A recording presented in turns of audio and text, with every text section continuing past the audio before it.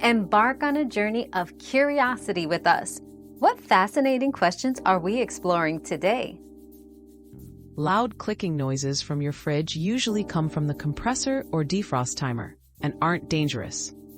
But if the clicking is very frequent or your fridge isn't cooling properly, it could mean an electrical problem or a failing part.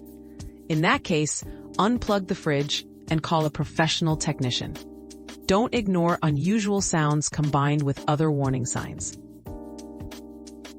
We've quenched today's curiosity, but there's always more to learn. Keep the curiosity alive by subscribing and joining us for our next adventure.